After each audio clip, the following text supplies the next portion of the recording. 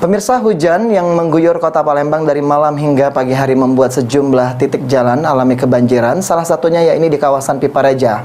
Akibatnya kendaraan yang melintas khususnya roda 2 mengalami kerusakan karena tidak bisa berjalan.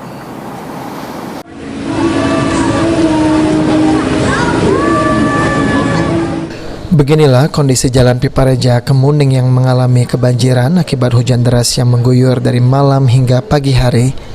Jalan Pipareja ini sendiri merupakan tempat langganan terjadinya banjir dan hingga saat ini belum ada solusi dari pemerintah untuk mengatasinya. Dengan banjir ini mengakibatkan sejumlah kendaraan yang melintas khususnya roda 2 alami kesulitan berjalan, bahkan ada juga yang mogok. Namun untungnya sejumlah anak kecil di lokasi ini menolong warga yang motornya tidak bisa berjalan.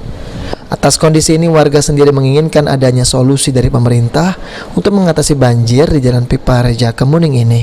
Kebanjiran gitu Pak? Oh banjir Pak, Banjir ya? Ngapa ini jadi motor ini mogok? Iya, tiap hujan banjir ini. Sudah sering Pak ya? Wah sering Pak, sering banjir. Sudah tidak ada ini? Dari pemerintah tidak ada ya? Gak tahu, kita cak diam aja. Nggak ada Pak ya? Iya.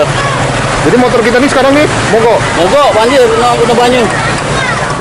Untuk mengatasi masalah banjir di Kota Palembang khususnya Jalan Pipareja, Kepala Dinas PUPR Kota Palembang akan berupaya kembali memaksimalkan waduk yang ada di sekitaran lokasi. Nah itu karena serapan dia tidak baik. Nah itu bagian Pak, apakah akan waduknya akan diapakan gitu? Ya kita maksimalkan ya, kita mungkin perjalanan pengerukan atau apa, kita kami cek lapangan. Sejauh ini penyebabnya kenapa Pak kalau menurut Bapak itu? Sejauh ini menurut Ahmad Bastari sendiri ada sejumlah faktor penyebab banjir di Kota Palembang, di antaranya karena faktor alam dan juga manusianya itu sendiri. Firman Hidayat, PAL TV.